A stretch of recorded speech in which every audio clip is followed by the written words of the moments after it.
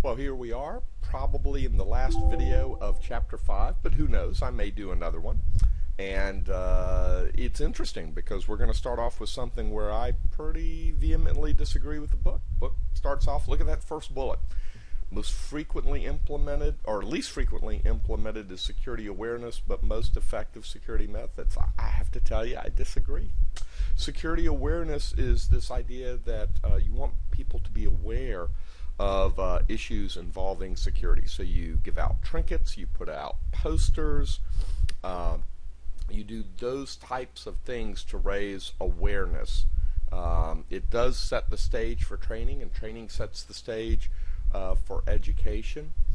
It does, at the most primitive of levels, remind users of procedures to be followed, because it's got to be captured in some little half sentence or something, in a poster or on a trinket, think security, that sort of stuff.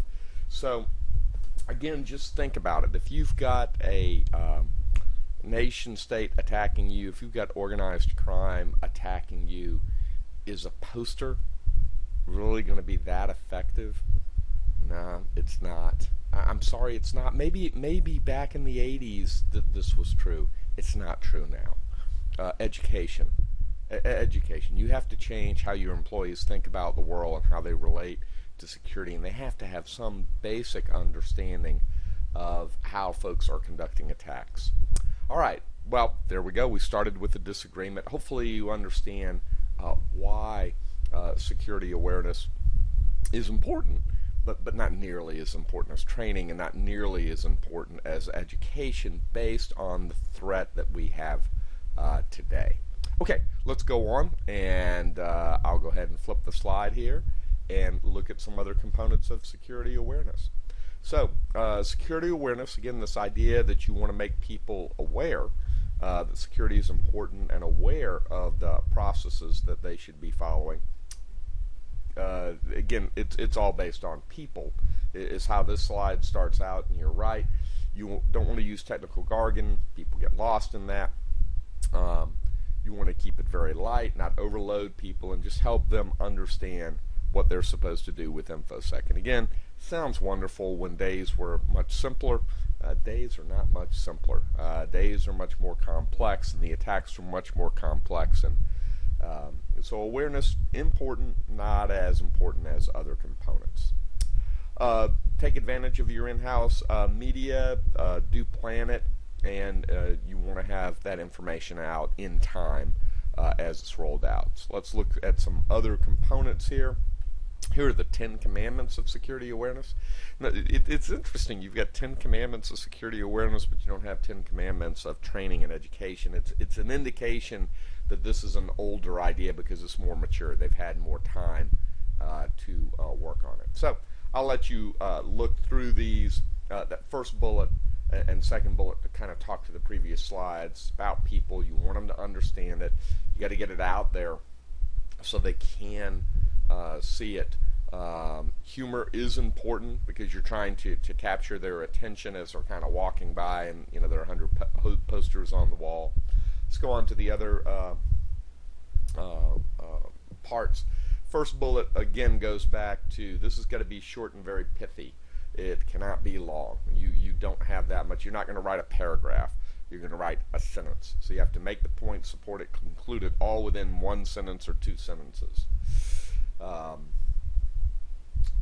always like that third bullet, ride the tame horses. In other words, emphasize those things that people have a grasp on. But again, so you're not going to be talking about zero-day attacks, because the awareness isn't going to be effective in those zero-day attacks. Formalize your training methodology we talked about earlier. Here we go. The idea is to modify behavior. It's only going to modify it at a very primitive level, so there are some limitations here, like choosing good passwords. I mean, that may be some subject of a security awareness, or protect your password. Again, social engineering may be a subject, but again, you're going to have to do it on a pretty superficial level. Effective training and awareness SATA programs are going to make employees accountable for their action. Yep, if you don't have top cover on this and have people covering you, then you are going to run into some challenges. That enforcement of policy is going to be, you want to demonstrate it, actually have some sacrificial lambs, if you will, if you go along, to make sure that people are following it, or otherwise people are not going to pay attention to your particular policy, procedure, or standard. Sounds a little Machiavellian, doesn't it? It's not meant to be Machiavellian, but it is meant that you want to be serious about this, and you don't want the security program ignored. There are lots of different ways of doing this. We're going to go in real quick and look at some different ways of looking at these videos, posters, banners. Computer-based training is actually training, not awareness, but okay. Lectures and conferences are typically training and awareness. They're not, or I'm sorry, training and education. They're not awareness. Newsletters are a form of awareness. Brochures, trinkets, bulletin boards are all examples. Security newsletter is a good way to get information out and make people aware of what's going on within your organization. You want to make this where it's a routine action that occurs periodically, that they can look at it and understand what's going on in security, a calendar of security events, so that folks can see when new events are going to occur. Here's an example of a newsletter. If you Google on the web or Bing on the web, you can find tons of these out there.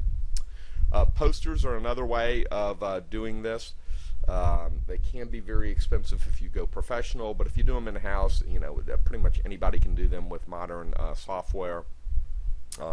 Here again are some examples, but again, there are tons on the web. You may want to copy down some of the ones that are out there first before you start building your own. Trinkets, very inexpensive, can be used. Can also give the sense that you've got lots of money in your organization and you're just a trinket shop. So you've got to be a little bit careful there on balance. But again, there are lots of things that are out there that have been handed out and used. The question is, will people really use them? And again, here are some examples. Again, there are tons out there on the web that you can see as you're going along. All right, websites can be set up for doing security awareness. These typically are Flash-based, but they don't have to be. Again, you can do newsletters through websites. They are effective in making people aware if they go to the website, or you can build it in as a sidebar off of your main organization website. Just some tips. These are all normal, and again, in this era, most people are aware of, hey, these are the things that annoy me on websites. You just got to think about those things as you're building the website. And then finally, you can have a security awareness conference and have a guest speaker come in. We tend to do these in October and April because that's when National Computer Security Days are. All right, well, believe it or not, we've just covered security awareness. Remember, this is one of those things where I disagree with the book. The book says, hey, most effective, least implemented. It's least implemented because it's not most effective against a nation state and against a organized crime unit. Now, having said that, do keep in mind that it is a component, and you don't want to completely not do awareness. I would just tell you to weight your efforts towards the training and the education these days. And if you had to pick one of the three, I'd go with education. You want people to be able to think about security within that space. All right, well, that concludes Chapter 5. Onward and upward to Chapter 6.